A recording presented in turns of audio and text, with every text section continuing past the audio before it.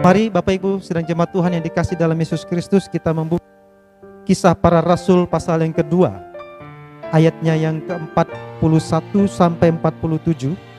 Kisah Para Rasul pasal yang kedua ayat 41 sampai 47. Orang-orang yang menerima perkataannya memberi diri dibaptis, dan pada hari itu jumlah mereka bertambah-tambah kira-kira 3.000 jiwa. Mereka bertekun dalam pengajaran rasul-rasul dan dalam persekutuan, dan mereka selalu berkumpul untuk memecahkan roti dan berdoa. Maka ketakutanlah mereka semua, sedang rasul-rasul itu mengadakan banyak mujizat dan tanda, dan semua orang yang telah menjadi percaya dan tetap bersatu, dan segala kepunyaan mereka adalah kepunyaan bersama. 45. Dan selalu ada dari mereka yang menjual harta miliknya, lalu membagi-bagikannya kepada semua orang sesuai dengan keperluan masing-masing. Dengan bertekun dan dengan sehati mereka berkumpul tiap-tiap hari dalam bait Allah. Mereka memecahkan roti di rumah masing-masing secara bergilir dan makan bersama-sama dengan gembira dan dengan tulus hati sambil memuji Allah. Dan mereka disukai semua orang, dan tiap-tiap hari Tuhan menambah jumlah mereka dengan orang yang diselamatkan. Puji Tuhan, inilah peristiwa yang dikisahkan tentang awal mula pergerakan misi oleh jemaat mula-mula. Tentunya amanat ini juga kita terima sampai hari ini. Umat Tuhan di seluruh dunia menerima perintah yang sama untuk memberitakan Injil, sebagaimana Matius 28 itu ya. Beritakanlah Injil ke seluruh dunia, baptislah mereka dan ajarlah mereka. Dan hari ini sesuai tema yang diberikan, tetap bermisi di masa pandemi, tentu sesuatu yang harus kita pikirkan ketika kita melaksanakan tugas pemberitaan Injil ini. Seperti yang saya sampaikan di bagian awal tadi, di dalamnya kita harus melaksanakan 3 komponen, yaitu persekutuan, kemudian bagaimana kita bersaksi, dan juga saling melayani. Artinya sebelum kita keluar, kita mulai dulu dengan di internal kita sebagai pelayan Tuhan, sebagai jemaat Tuhan, dan sebagai anggota tubuh Kristus. Tentu dalam pelayanan di tengah-tengah jemaat, ada karunia, ada talenta yang berbeda-beda yang Tuhan berikan, dan kita fungsikan dengan satu tujuan, yaitu untuk melayani Kristus yang adalah kepala gereja. Nah, bagaimana cara kita melaksanakan tugas misi ini, terutama di masa pandemi seperti hari ini? Kita belajar kepada apa yang kita baca tadi tentang cara hidup jemaat yang mula-mula, apa yang mereka lakukan, sehingga Tuhan dikatakan memberkati pelayanan mereka. Yang pertama, kita harus bertekun di dalam persekutuan dan pengajaran. Dalam ayat yang ke-42 jelas dikatakan di situ bahwa mereka bertekun dalam pengajaran rasul-rasul dan persekutuan. Kalau kita perhatikan di dalam konteks ini atau kehidupan jemaat pada mula-mula, kuasa Roh Kudus sangat nyata dalam kehidupan mereka. Ini yang mendorong mereka untuk semakin ingin setia dalam persekutuan. Dan jelas bahwa di mana 1-2 orang berkumpul dalam nama Tuhan, Roh Tuhan ada di situ dan mujizat Tuhan nyata. Kemudian kita perhatikan bahwa ketika para pelayan Tuhan, terutama pada rasul-rasul di sini, waktu mereka melaksanakan tugas pengajaran, berkhotbah dan melayani jemaat, itu Roh Kudus yang menyertainya. Bukan karena kekuatan mereka, bukan karena kehebatan mereka, tapi mereka sungguh-sungguh mengandalkan kuasa Roh Kudus. Itu yang membuat pelayanan mereka berhasil. Yang berikutnya, pengajaran rasul-rasul ini menekankan pertobatan dan pemulihan secara rohani. Kalau hari ini kita mungkin melihat atau menyaksikan bagaimana firman Tuhan digenapi gitu ya, bahwa Ada banyak orang tidak suka lagi mendengar khotbah yang mungkin ya model lama, gaya-gaya lama. Tapi kalau khotbahnya lucu-lucu, banyak ilustrasi, banyak menambah wawasan pengetahuan, suka mereka. Tapi kalau firman Tuhan yang mungkin dengan keras menegur, firman Tuhan yang mungkin dengan tajam menusuk sangat dalam, dia tersinggung. Dia bahkan tidak mau ke gereja. Dia bahkan ingat, kalau Bapak ini yang khotbah saya tidak mau datang lagi. Dia mulai sakit hati. Tapi beda jemaat dulu ya. Ketika rasul-rasul melayani, mereka menekankan memang benar-benar pengajaran yang membuat jemaat itu bertobat dari dosanya, mereka dipulihkan secara rohani. Ada kebangunan rohani setiap hari, setiap persekutuan. Makanya tidak mustahil ya, kalau 3.000 jiwa ditambahkan dalam waktu yang sangat singkat. Nah berikutnya, dibalik kesetiaan dan urapan Roh Kudus kepada pelayan para rasul-rasul waktu itu, juga adalah kesediaan hati atau kerendahan hati jemaat untuk menerima pengajaran itu. Jadi kalau tidak ada kesediaan, kerendahan hati untuk menerima, tidak mungkin ada pemulihan, tidak mungkin ada pertobatan. Harus seimbang. Yang mengajarkan juga harus mengajarkan tentang kebenaran dengan kuasa Roh Kudus. Jemaat yang menerima pun harus dengan rendah hati. Yang berikutnya, kata bertekun itu berarti dilaksanakan dengan tidak jemu-jemu, dengan tidak terputus-putus, dan pantang menyerah, sekalipun di tengah situasi sulit. Seperti hari ini kita berhadapan dengan yang namanya pandemi COVID-19. Ini situasi yang dilematis buat kita ya. Saya tidak ke gereja, nanti Pak Gembala Sidang bilang saya tidak setia. Saya datang ke gereja, sementara pemerintah menghimbau untuk tidak berkumpul gitu ya, terbatas istilahnya. Dilematis sekali tantangan gereja hari ini. Tetapi yang jelas bahwa gereja diberikan hikmat untuk bijaksana bagaimana mengelola peribadatannya di masa pandemi ini. Ya, seperti hari ini kita disiarkan secara live, bahkan bisa disiarkan secara tunda misalnya kan, tidak sempat ibadah jam sekian, mungkin kapan kita bisa menonton siaran ulang, kita bisa beribadah gitu ya. Ini luar biasa bahwa perbuatan atau kesetiaan kita untuk bersekutu di dalam pengajaran itu sangat penting sebelum kita mulai pergi melangkah kepada tahap selanjutnya dalam melaksanakan misi, yaitu memberitakan Injil. Kalau kita tidak tekun dalam pengajaran firman, terus apa yang kita beritakan kira-kira? Tidak mungkin kan kita memberitakan sesuatu yang tidak kita pahami dengan baik. Kita mengajarkan kepada orang lain tentang bagaimana hidup yang kekal, bagaimana menjadi warga kerajaan surga. Kita sendiri tidak tahu menjelaskannya, karena kita kurang belajar tentang kebenaran firman. Itu sangat mustahil. Jadi mari hari ini tidak peduli apakah kita pelayan Tuhan yang melayani secara full time atau part time, yang jelas kita melayani Tuhan secara full heart ya, sepenuh hati ya Pak Saud ya. Tidak peduli kita orang yang bergelar STH, MTH, doktor dan sebagainya, saya hanya jemaat awam, saya hanya aktivis gereja, tidak punya bekal pendidikan teologi yang mumpuni, tapi saya punya kerinduan untuk melayani Tuhan. Lakukan sesuai dengan apa yang Tuhan percayakan bagi kita. Itu yang pertama dalam upaya kita melaksanakan tugas amanat agung, yaitu penginjilan. Yang kedua, ada rasa persatuan yang kuat di dalam jemaat. Kita perhatikan dalam ayat yang ke-44 dari pembacaan kita tadi, dan semua orang yang telah menjadi percaya tetap bersatu dan segala kepunyaan mereka adalah kepunyaan bersama. Ayat 45. Dan selalu ada dari mereka yang menjual harta miliknya lalu membagi-bagikannya. Jadi ada persaudaraan, rasa kekeluargaan yang sangat erat di antara jemaat Tuhan pada waktu itu.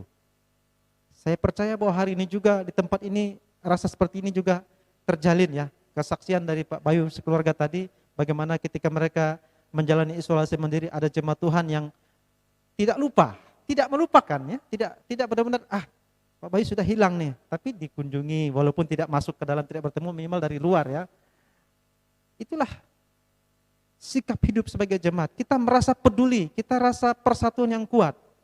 Jadi jangan kita berpikir ya yang sana akan lain urusannya. Biarkan dia mengurus urusnya sendiri. Saya punya kepentingan lain. Saya bukan dari kelompok A, saya bukan dari kelompok B. Kemarin waktu pilkada dia masuk di sini, saya kelompok ini. Tidak, udah mulai terjadi perpecahan. Dalam jemaat tidak boleh begitu. Karena kalau terjadi perpecahan, kita tidak akan bisa mencapai tujuan bersama. Satu mendayung ke depan, satu mendayung ke belakang. Mau dibawa kemana sampan atau perahu kita? Harus satu visi, satu tujuan. Itulah prinsip yang dilakukan oleh jemaat mula-mula. Rasa persaudaraan yang kuat dan saling memiliki itu penting. Saling peduli akan kebutuhan orang lain.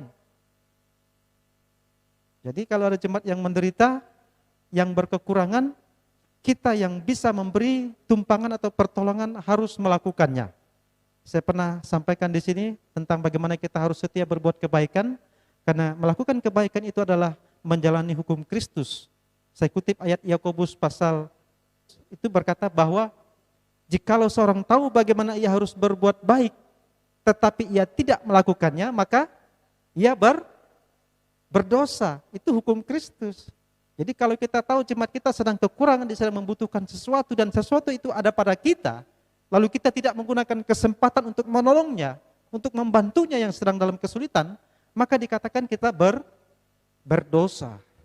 Jadi berbuat dosa tidak harus karena mencuri, karena membunuh, karena korupsi, karena berzina dan sebagainya. Tidak melakukan kebaikan yang tadinya kita tahu bagaimana harus berbuat baik, tapi kita melewatkan kesempatan itu, dikatakan kita berdosa. Kemudian kita harus rela berkorban. Yang namanya berkorban ini tentu pemberian yang tidak hanya standar gitu ya. Memberi bukan karena kelebihan, itu bukan korban namanya. Kalau yang namanya berkorban harus melukai diri kita sendiri, baru korban. Misalnya, kalau seseorang punya harta 1 miliar, dia memberi hanya 1 juta, itu kira-kira berkorban atau belum bisa dikatakan berkorban. Tapi kalau seseorang punya 500 ribu, dia beri 500 ribu, itu baru berkorban, sampai dia tidak punya apa-apa lagi. Itu yang dikatakan berkorban. Tapi kalau dia masih punya sesuatu yang lebih dan tidak mempengaruhi kebutuhan hari yang tetap terpenuhi, itu belum dikatakan berkorban. Dia tetap tidak terpengaruh oleh pemberiannya itu. Dan itulah prinsip rela berkorban, menolong sesama. Karena seorang yang rela berkorban, dia tidak berharap bahwa apa yang diberi itu akan dibalas pada hari itu juga. Dia tulus mau melayani karena motivasi mengasihi tadi. Dan yang ketiga, prinsip bermisi adalah ketika pertambahan secara kuantitas. Kita perhatikan dari ayat 41 tadi, bagaimana Tuhan menambah jiwa-jiwa, bilangan dari jemaat itu yang melakukan pertumbuhan secara orang yang menerima perkataan itu memberi diri dibaptis, dan pada hari itu jumlah mereka kira-kira 3.000 jiwa. Lalu ayat yang ke-47 tadi di bagian B dikatakan, dan tiap-tiap hari Tuhan menambah jumlah mereka dengan orang yang diselamatkan. Artinya pertambahan secara jumlah. Kalau tadi secara kualitas, ya, bagaimana mereka bersekutu, bagaimana mereka saling mengasihi, ada kepedulian, itu secara kualitas. Tapi secara kuantitas juga, akibat daripada pola hidup yang saya sebutkan pertama tadi, karena orang melihat gaya hidup jemaat ini, maka mereka tertarik. Mereka merasa, oh saya ingin mengalami hal yang sama, maka jumlah mereka menjadi bertambah berlipat-lipat kali ganda. Dan itulah prinsip misi. Jadi kita perlu mengembangkan pelayanan kita dan perlu bersaksi tentang Kristus kepada orang-orang yang di luar sana. Dan dengan kuasa Allah kita menjangkau jiwa-jiwa baru, membuka pelayanan baru, menginjili, membawa jiwa-jiwa atau pertobat-pertobat baru untuk masuk dalam peribadatan, dalam persekutuan gereja Tuhan. Dan saya yakin juga GKNI melaksanakan ini. Dasarnya sama ya. Makanya saya melihat perkembangan sangat pesat sekarang. Ada pos-pos PI yang dikembangkan, itu luar biasa. Itu menambah jumlah kita secara kuantitas. Ada penanaman gereja baru gitu ya. Dan itulah yang Tuhan inginkan. supaya kita melakukannya. Jadi tidak puas dengan apa yang ada di sini, kita eksklusif gitu ya. Menutup diri, yang penting jemaat saya ada di sini, gedung saya besar, megah. Tapi kita perlu juga menjangkau di sana, di pelosok sana masih ada yang perlu diselamatkan. Di sana perlu dibangun gereja supaya jemaat di sana bisa bertumbuh juga sama seperti kita di sini. Itu yang perlu kita pikirkan, pengembangan.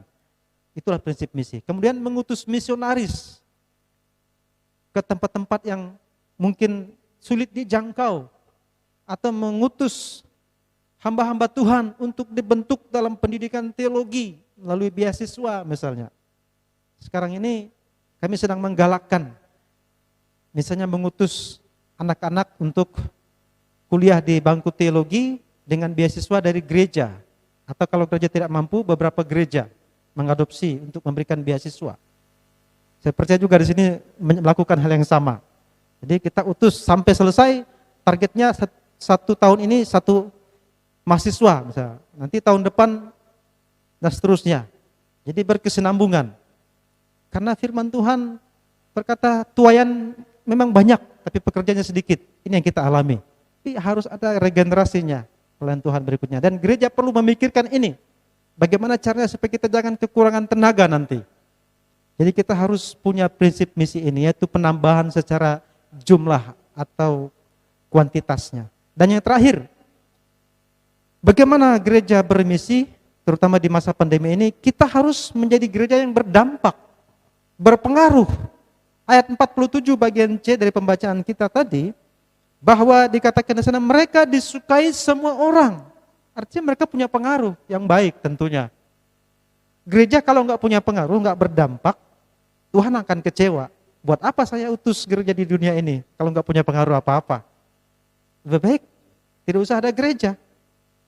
Karena tugas gereja saya katakan tadi bersaksi, bersekutu, dan melayani. Ketiganya punya pengaruh kalau dilakukan secara baik dan seimbang. Dan gereja yang bermisi memiliki dampak sosial, yaitu mengubah paradigma yang berlangsung di masyarakat selama ini. Sebagai contoh, dulu ya, waktu MAF, yaitu misi dari Gereja Kemenjil, Tuhan mau masuk ke Balai Sepuak, itu kehidupan sosial masyarakat sangat primitif ya.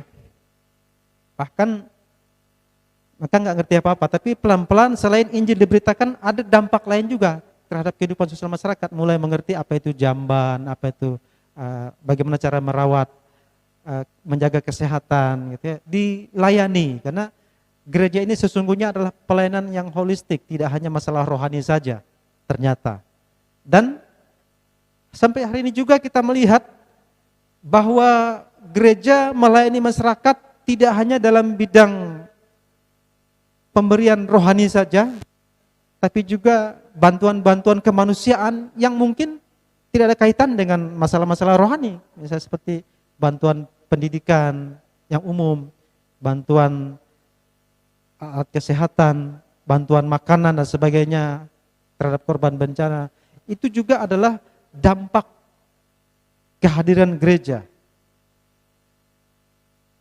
Dan ini harus kita pertahankan dalam kita melaksanakan amanat agung Yesus Kristus, bermisi. Apakah di tengah-tengah pandemi ini juga ini tidak bisa dilakukan? Tetap bisa kita lakukan. Sampai hari ini ada buktinya bahwa gereja juga melaksanakan bantuan-bantuan kemanusiaan kepada korban-korban bencana non alam ya. Kalau pasien COVID-19 itu kan bencana non alam ya. Kita melakukannya, bahkan kita bermitra dengan pemerintah untuk mensosialisasikan tentang adanya vaksinasi, tentang kegiatan vaksinasi. Jangan sebaliknya seperti yang viral di media sosial beberapa waktu lalu. Ada gereja kita di Papua gitu ya. Mereka membakar masker dan mengajak jemaatnya tidak usah divaksin saja. Dan itu sudah diklarifikasi oleh pimpinan sinodenya. Sedih mendengar berita seperti itu. Gereja harusnya punya dampak, menjadi mitra pemerintah untuk mengedukasi masyarakat, memberitahukan yang benar, bukan memberitakan hoax, memberikan pendidikan yang berguna bagi masyarakat untuk membangun bangsa ini. Kita tidak berharap bahwa gereja malah menjerumuskan masyarakat kepada pengajaran yang menyesatkan. Itu tantangan kita sekarang. Kemudian gereja juga harus memiliki gaya hidup yang bisa menjadi teladan yang baik bagi masyarakat. Bagaimana kita berkomunikasi dengan baik, bagaimana kita menggunakan media sosial dengan tepat guna, dengan baik, ada etika. Tidak seperti orang di luar sana, media sosial itu untuk memprovokasi, media sosial digunakan untuk curhat yang tidak benar, yang tidak penting, begitu ya. Tapi sekarang ini kemajuan teknologi menurut saya sudah bisa dimanfaatkan oleh gereja untuk mulai menjangkau orang-orang yang tidak bisa datang ke gereja. Mereka bisa mengikuti ibadah dengan berbagai metode ya, baik melalui Zoom, melalui YouTube, Facebook dan sebagainya. Ini sungguh luar biasa. Firman Tuhan juga disampaikan melalui media sosial. Itu menguatkan kita. Saya bersyukur setiap hari ada teman-teman yang setia menyampaikan ayat-ayat firman Tuhan, renungan-renungan firman Tuhan. Bagi beberapa teman mungkin bising atau risih ya, memenuhi beranda di WhatsApp gitu ya. Satu membagikan renungan firman, satu membagikan juga kutipan-kutipan. Bagi saya itu sangat memberkati. Karena itulah kita bertekun dalam pengajaran. Daripada kita dipenuhi dengan hal yang tidak benar di media sosial kita, tapi kita akan diperkaya dengan firman Tuhan. Dan sebagai kesimpulan ini, ternyata dari masa ke masa, bahkan dari jemaat mula-mula ini, gereja mengalami tantangan dalam hal melaksanakan penginjilan atau bermisi. Tantangannya pasti berbeda-beda. Apakah itu bentuk penganiayaan, masalah geografis, masalah SDM, apalagi sekarang kita tantangannya di masa pandemi ini ya, masalahnya pandemi itu. Tetapi gereja diberikan hikmat dan kuasa untuk selalu bisa mengatasi setiap tantangan yang ada. Makanya kita gereja harus selalu berinovatif. Bagaimana cara kita memberitakan Injil lebih efektif dengan berbagai cara. Media-media yang ada kita manfaatkan untuk memberitakan Injil. Yang berikutnya, belajar dari pengalaman gereja mula-mula. Maka dalam melaksanakan misi penginjilan ini, hendaknya setiap jemaat, kalau saya bicara soal gereja, berarti kitalah gereja itu, karena gereja adalah tubuh.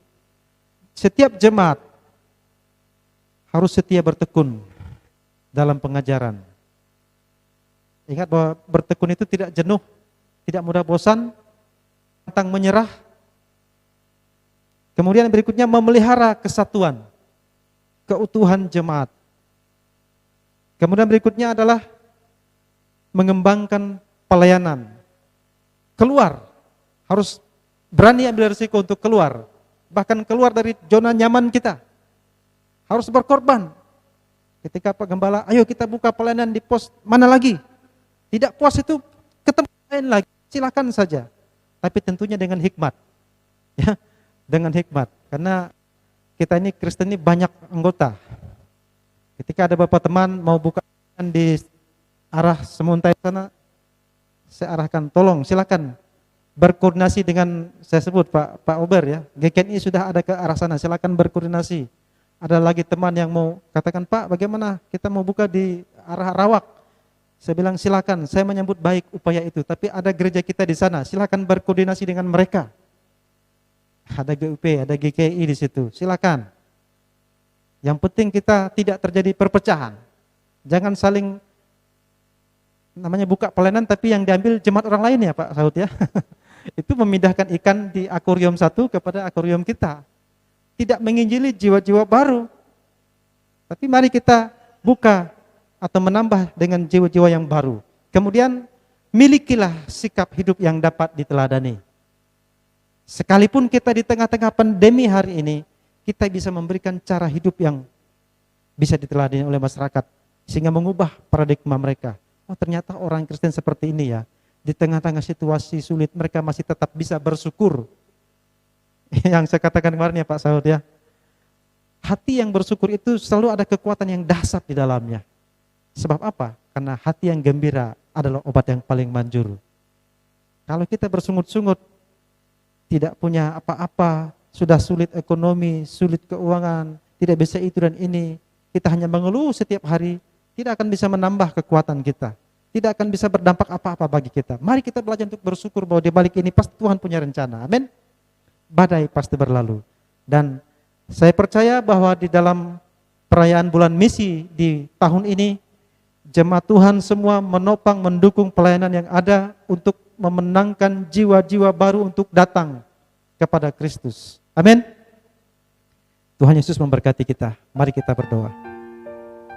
Bapa di surga, kami bersyukur bahwa hari ini bersama dengan jemaat Tuhan di tempat ini kami dikuatkan, diingatkan kembali bahwa sebagai tubuh Kristus yang melaksanakan tugas misi yang Tuhan berikan bagi kami, memberitakan Injil ke seluruh dunia sehingga banyak orang akan bertobat kenal Kristus.